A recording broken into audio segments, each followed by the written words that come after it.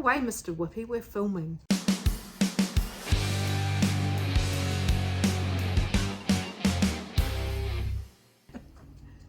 Kia ora! Hello!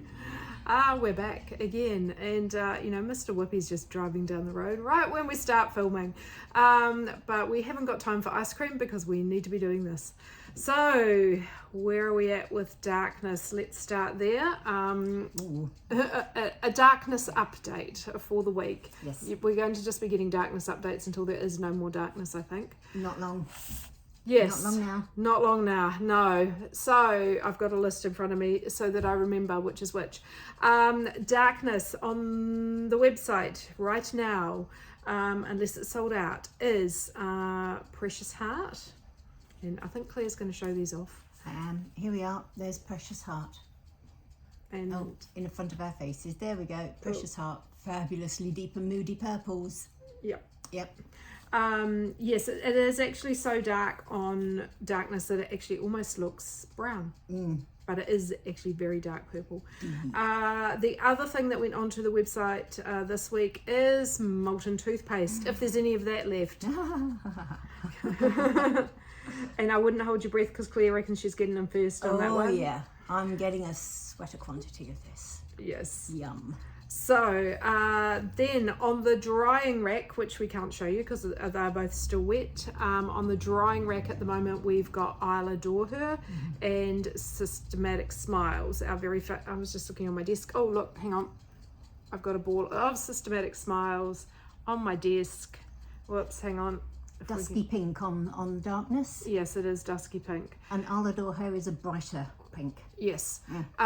So they are both on the drying rack at the moment. We've dyed them this week.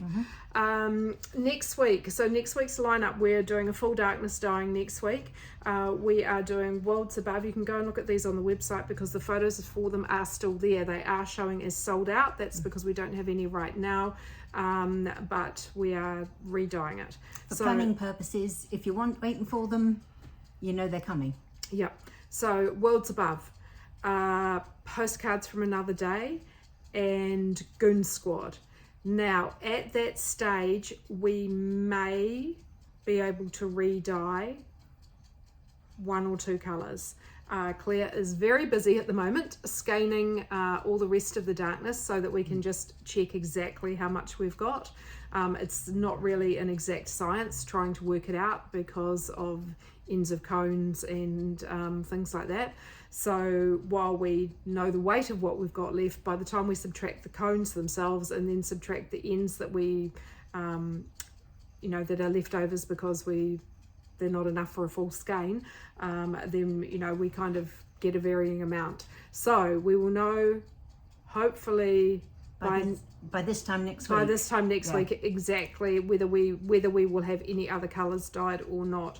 So if we do have one or two more, then we may be able to re-dye something that we have just done. But if we don't, we won't. There we are. That's pretty much it. So I've got to let you know too. No Destination, which has just gone up, I think. Hopefully there. We've only got 9 of these left. We had people waiting. Yeah, people were waiting. Yes, I think I think it went on the website last Friday. We've only got 9 left. That's it. So yeah, so please don't wait around. If there are colours up there that you want, you will not see them again. Once these batches are gone, they're gone. Okay. Just to give you a quick rundown of what is there at the moment, I just thought I'd show you all together. The current purples we've got up. There we go, from Precious Heart, Dark Sarcasm, and Infinitely True. We've got 3 purples. We've got the 2 reds at the moment, A King's Ransom, which is this one, and the Molten Toothpaste. We've got 1 blue at the moment, but another one coming soon. Yep. That's This Time Will Pass. Breath of Spring is our bright green, our rich emerald green, with No Destination, which is more of a lime. And Postcards kind of goes in between the two of those. Yep. Yep. I meant to wear my darkness Tersa so that you could see it, and I forgot this morning. And of course we've got our Whispering Wind, which is our base colour, And we've got Phony Beetlemania, which is the yellow, which goes rather beautifully with pretty much everything else. So those are what we've got on the hanging at the moment. We've got a couple more coming, but if you're like, oh, I'll have to wait and see and then dash in, this is what we've actually got ready for now. It's already on the website. Yes. So that is the darkness update. Yes. I think that's all we can say about that at the moment. Yep, that's it. Yep. And we will definitely let you know if we are able to dye, but it will potentially be only one, possibly two more colours. So yeah, and then that's it. All gone. Right. I've got to say it has been a bit of a week for me. That we have had.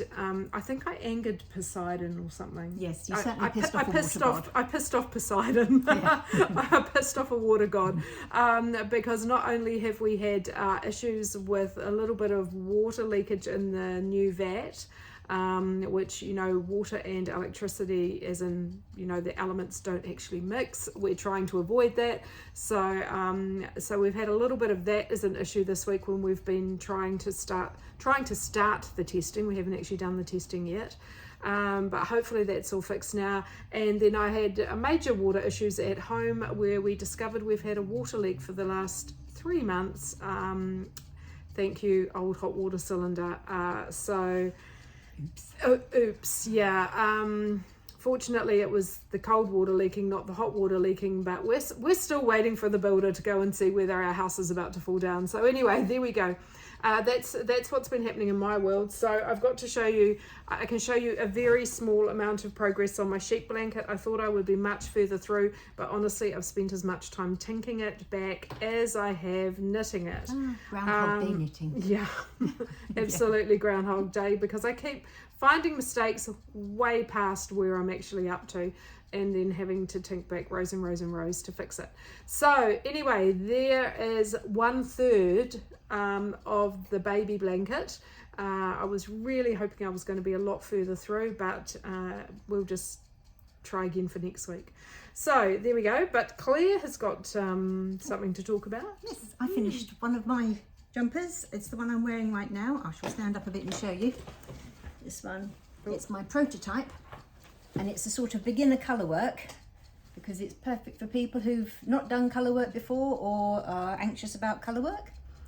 And I've got Original Sin, Systematic Smiles for 1,000 Years. Yes, I think so. And then Cobblestone Alleyways, and this is Bullfrog Calling. And I just thought I'd do something with, because I love these colours together. Oops. Oh, there goes Claire's mic. Let's Throwing my microphone around. Here we go. Hang on, I'll pin it to the top. Try that again. Try that again. There we go. Yeah. Yep. So yeah. But this is a prototype. So I've knitted it first. Now I'm going to wear it for a bit and see, do I like it? What would I change? What would I do differently? At the moment, the back is plain. And the whole thing took a mini of each one of these colours, which is a 20-gram mini because this is Rebel worsted, including the sleeves.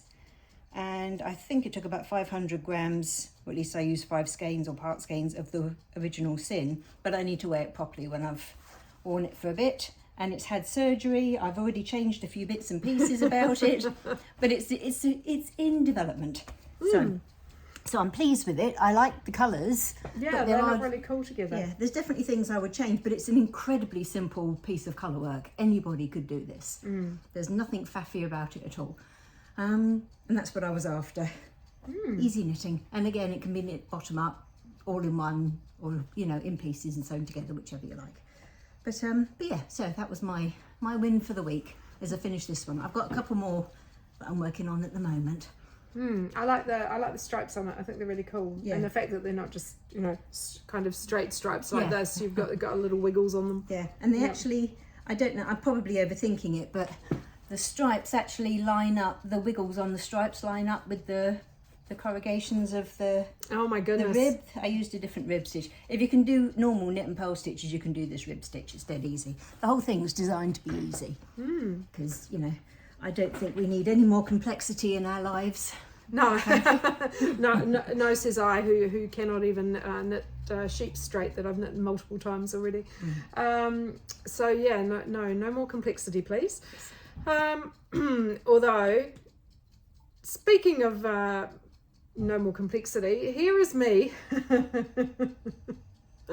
who just fell in love with the pattern this afternoon.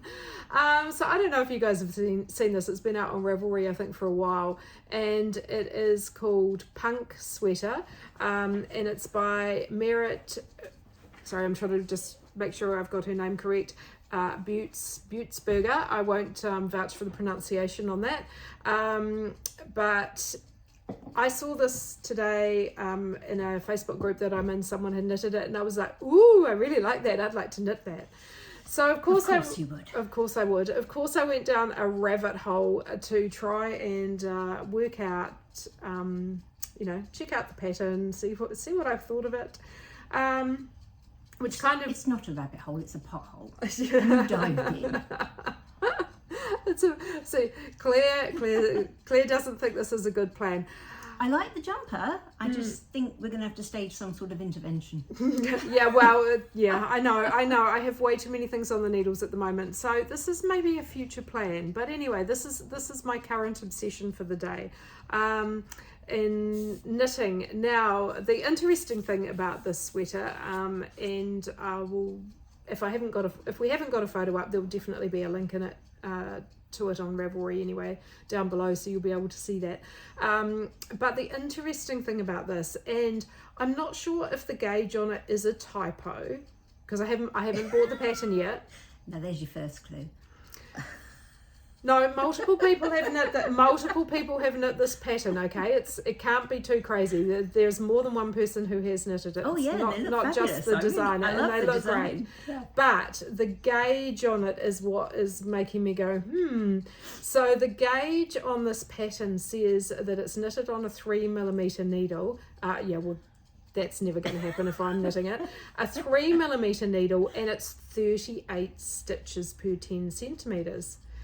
Which seems incredibly tight. Now, a lot of it is 1-for-1 colour work, which is probably going to be tighter than usual.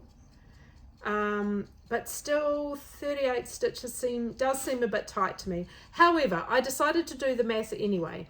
If this sweater does have a 38 stitch gauge and I want to knit it in Rebel Light, which is precisely what I would do, my normal gauge for Rebel Light on a 3.5mm needle is going to be about 24 stitches.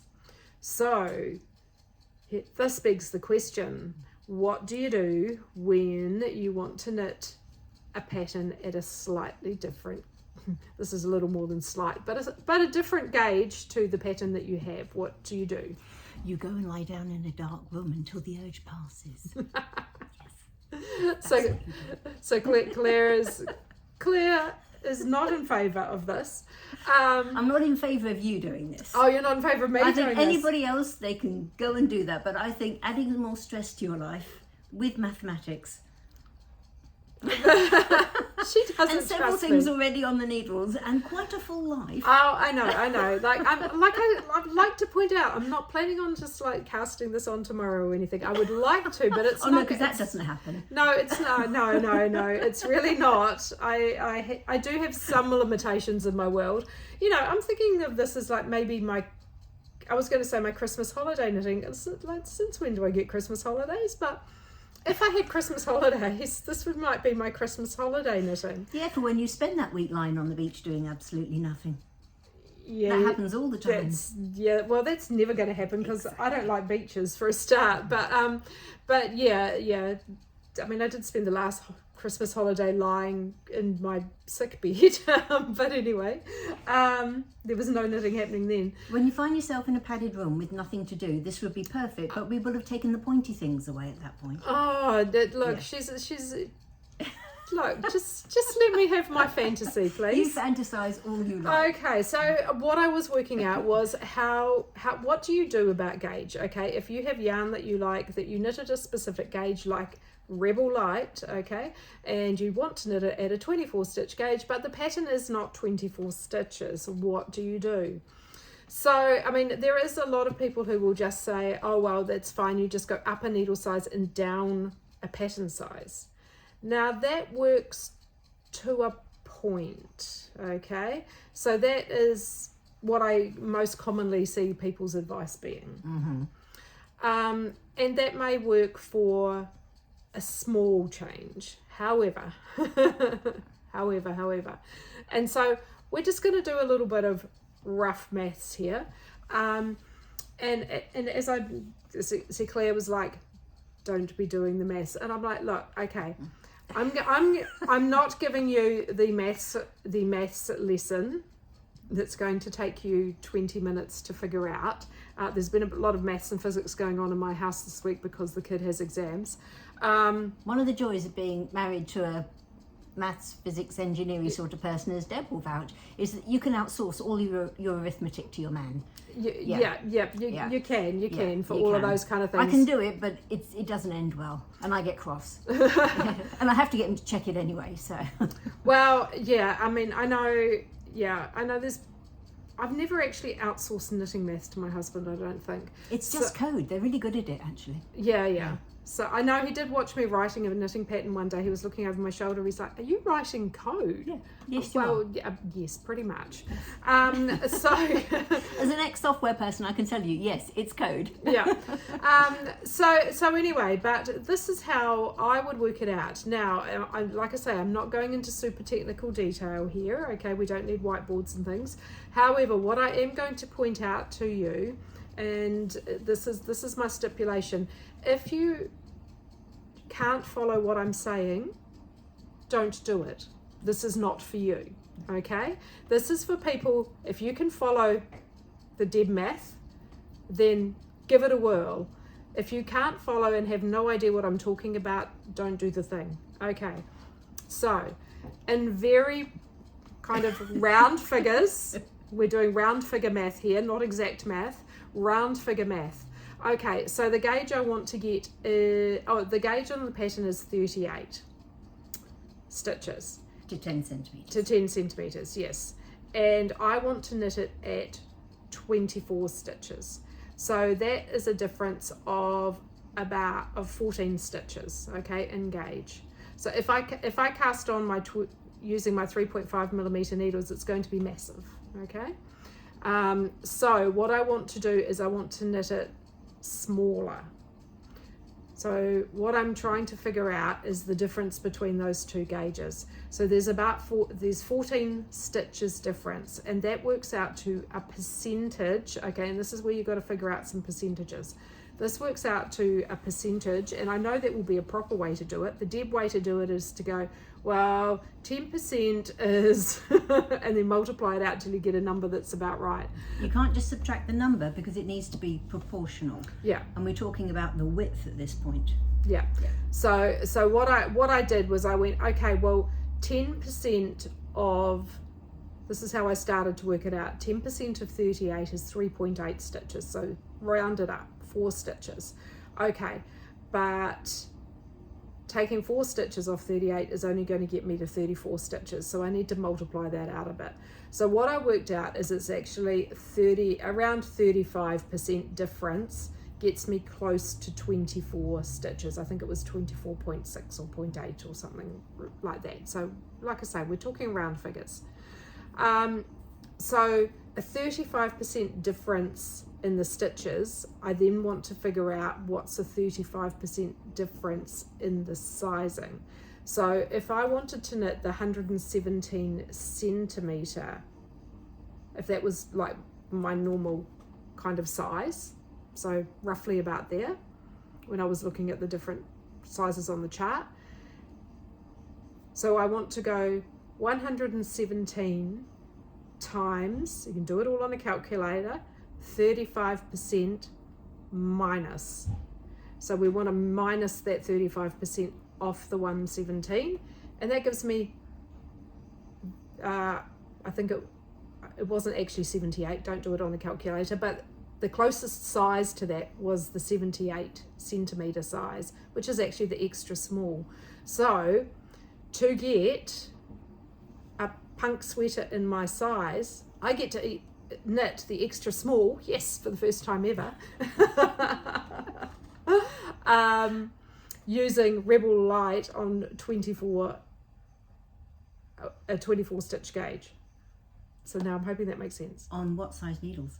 3.5s. Because I don't have to swatch. Why don't I have to swatch for this? Because I know that because I use Rebel Light all the time, I know I'm going to get a 24 stitch gauge. Okay, so that is kind of how you do it if you're trying to work out gauges, and conversely it works the other way. So that if I was trying to knit at a looser gauge than what the pattern says, which everybody's always trying to knit at a looser gauge because they want it done faster. Yeah. I was going to say because they're lazy. No, because they want it done faster. Instant gratification. Instant gratification. Okay, because it worked the opposite way when I was doing my ranunculus. When I was doing my ranunculus, I wanted to knit a size 3, but my gauge was, I had fewer stitches than the actual gauge.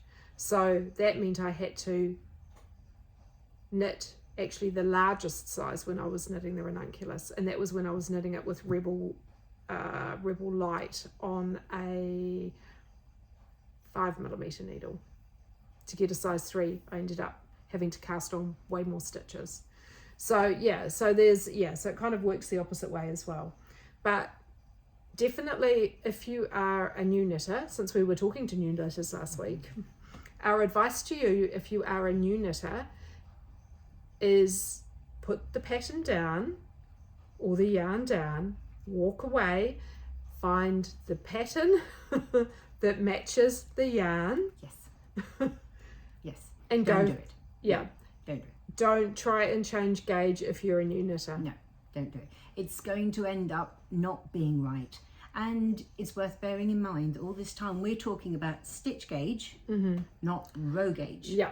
If you start tiddling with the stitch gauge and you're using more or less stitches per 10 centimeters and that's working fine, and you can do that with patterns, you have to remember that when it says knit 10 rows, you might not have knitted the length that they want, because your row gauge is also different when you use different yarn or different size needles. So you want to make sure in your pattern it tells you how many centimeters or inches, if you're that way inclined, you need for the length that you've knitted, so that you don't end up knitting a jumper that's really wide and very short, because that happens. I've just done it a few times. My row gauge was off, which is why this had surgery. You can fix it, but you need to make sure that your pattern tells you what kind of height you want from your knitting, so you've knit it long enough. This is when schematics are really useful in patterns. Yeah, because if you've got a pattern with a really good schematic, you can measure things, and also having something that fits you well. Because I do this all the time when I'm adjusting gauge and things like that, is I will take something that I've already knitted, lie it out nice and flat on the bed, and then compare it to what I'm actually knitting. So it's like, do I need a deeper arm side? Do I need, is it wide? Is it about the similar width to what I'm already wearing?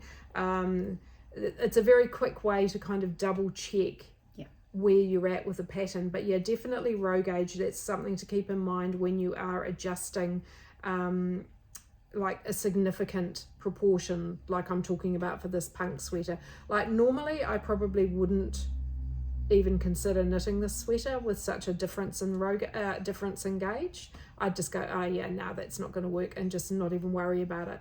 Because I particularly like this one, also because it's a punk sweater, I'm kind of like, well, who's going to care?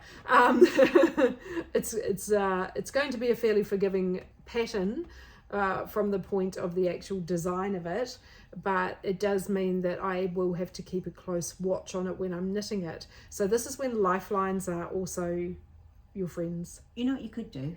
You could just knit it to the gauge and everything that they suggest, but do it in our sock yarn. No, I couldn't. You could. You just don't want to. No, I couldn't. There is no way in hell I am knitting a needle, knitting myself a jersey on 3mm needles. This isn't. It won't happen. No. First, build your time machine. Okay. Yeah. Like you're talking ridiculousness now, Claire. This is never ever going to happen. That was my first thought. Yeah. Yeah. Absolutely not. Look, I mean, this is the other thing too about when you are looking at a pattern that you want to knit, is you've got to ask yourself, am I really going to knit this? Am I going to go all the way through on it? How much do I really want this thing? Because you will be 2/3 of the way through and you will hate your life choices. Even with something you want and something you love, there will come a point at some point during it where you will go, oh my God, why did I start this? I get to that stage in all of my knitting, no matter how fast. I did it in this one a couple of times, where I started thinking, I've lost the will to live.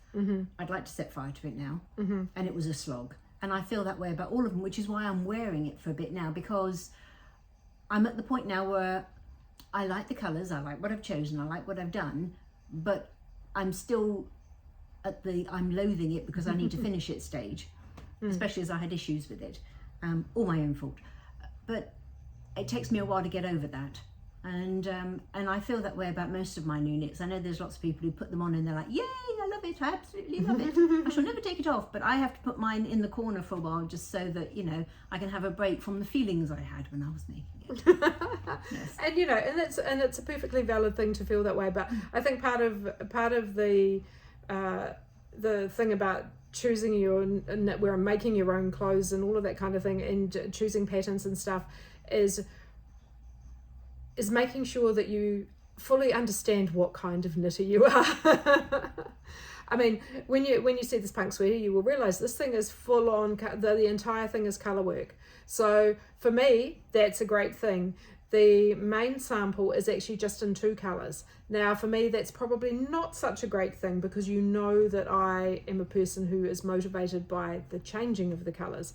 So I will potentially, if and when I make it, I will do the color choice thing, and I will possibly throw in a few extra colors to keep me going, because I know that helps me with motivation. But yeah, I mean, I think it's sometimes easy to get swept up in this whole new new design thing, and you see it and you go, oh, I want it, and you buy all the stuff for it, and then suddenly you realize, oh my God, I really hate knitting this thing. When you knit it the sleeves extra long so we can tie them around the back. She's so mean to me. Like, you're going to drive yourself nuts. No, I'm not. If you want to go nuts, me and Helen can do that for you. Oh no, seriously, I'm gonna love it. I love colour work. I know, I love colour work too. Yeah. I just think that much colour work, all in one project when you've got so much on. Oh well, this is what I'm not doing it right now, and so this is what she keeps saying. I'm not casting it. Look, there's no needles in my hands. I have not cast it on. Miles long. I know, but I have not cast it on. But this is the other reason too, that when I see something I like, I just put it in my queue. I don't buy the pattern. It doesn't matter if it's on sale. It doesn't, like, this my rule for not creating the absolutely most enormous stash in the world, because we all have one of those, is that now I do not cast on, I do not buy the pattern, and I do not buy the yarn until I'm ready to cast on. This is my rule, because between now and whenever I'm going to see 20 other things that I want to knit, and I'm going to go, ooh, and they're all going to jump to the top of my queue. So what I want to do is, what I do now is, when I finish the project, and this is for the most part, I don't do it every time, for the most part, when I finish a project and I'm ready to cast on and I'm ready, that's when I get the yarn, that's when I get the pattern. And it doesn't matter if it's on sale before then, unless of course we're talking about darkness, when I can't get it again. In which case, buy plenty and stash it. This is an exception. Darkness currently is an exception to the rule. Okay, if you know that you cannot get the yarn again, because honestly, at the end of the day, there is always more beautiful yarn. There will not be darkness. There will be other beautiful yarn.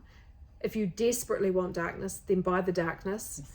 Because this is not a drill. But then don't just buy it and stash it for years. Buy it and put it on your needles. Like, make something with it. Make it, enjoy it, wear it, love it. Because I think there is a temptation, and I'm going to go like this at Claire. Although I don't know. I don't know if you've stashed any Gothic, or if you've used all your Gothic. I've used all my Gothic. Oh, I used all your Gothic. Okay. But I have got nicks. Okay. Yeah. So she's got stash of nicks I that do. she I have hasn't some used. nicks. I haven't knitted my nicks. Okay, so so I'm just gonna say, look, yeah, like I get it with the yarns that you love and when they go out, but just found some thread on that. But yeah, knit them. Don't just keep saving them forever and never and never. No. Knit them, wear them, love them now. You don't save stuff for best. Now is best. Yes, now. You could be run over by a bus tomorrow. Yes. Use it now. Nobody who inherits it going to appreciate as much as you do. Yes. I once thought I would become a very organised knitter because I live in hope of being a better version of me. It's not going to happen. And I actually went through all of my stash and I sorted out what I was going to knit, and I printed off patterns and I put the yarn together with the pattern in a bag, so each project was stashed together. Most of them are still there like that. Some of them I've taken the pattern out and used it for something else. I've taken the yarn out and used it for something else. I changed my mind, and that's the lovely thing about having a big stash of yarn that's, gorgeous colours and a variety of gauges. Nobody ever said to Michelangelo, you have too much paint. Okay, I don't have too much yarn, but I have all these possibilities and I can sit there and play with it and look at it and think, what shall I make next? And that's lovely. But kidding myself that I'm going to do something phenomenally complicated and enjoy every moment of it, and I've got a whole queue of things that I will knit in order. Some people can do that, and that's great because that's the sort of knit they are. I'm more chaotic than that, and I will start things and think, oh hell no, and stop and pull it all out, and I'm about to do that actually, I think at the moment, to something. I keep picking it up and putting it down, and that's a clue. If I don't want to knit on it, it means I'm not sure. And if in doubt, don't. There you go, that's a bit of good advice from an old lady. Yeah, if in doubt, don't. And it means something in the back of your head's going, listen to that thought. And but for the most part, try it. You can always undo it. It's only yarn. Yeah, well, that's the wonderful thing about yarn. It's it's not like sewing where you chop into the fabric and then that's it. You can always just rip it out, pull it back, whatever. If you've changed your mind. Same with swatching. If you don't know what it's going to do, you don't know it's going to fit the pattern, swatch it. You can always pull the swatch back out. But and if you don't think that that's going to work for that pattern, or you don't think that the pattern is going to work for the yarn, you want to choose a different pattern, no kittens have died. You've still got it, it's still there. You can just frog it, and you tie a knot in it, doesn't matter later on, frog it and then use it again for something else. But don't feel you have to slog on with something that's going to take the joy out of your life. Yes. And if you know that you really love complex projects but you hate actually knitting them, go find somebody who really loves knitting complex projects and let them do it for you. Or just be like me and just enjoy yourself planning the complex project, even if it never happens on the needles. It's like buying yarn and using yarn, two completely different hobbies. Yeah. Planning what you're going to make is a separate hobby as well. Yeah, exactly. Yeah. So this is why when you buy yarn, you get to enjoy it 3 times. You get to enjoy the shopping and the choosing, and it's lovely, and I love the colour, and and then you get to enjoy the project planning. What am I going to make with it? Shall I swatch with it? Shall I put a different colour with it? And then you get to enjoy the knitting of it, which is all the texture and the squishiness. And then you get to enjoy the having of it. So you get so much bang for your buck. You sure do. Yeah. Anyway, that's us. That's us. Okay. Have a great week. Hopefully we'll be back with some VAC progress next week, and certainly more colours that we will have dyed. Yes. Yes. And we'll know how much is left. Of darkness. Yes. Yeah. If there's anything left, because Claire is in the showroom on the weekend, unsupervised. Yes. So Yeah. bye.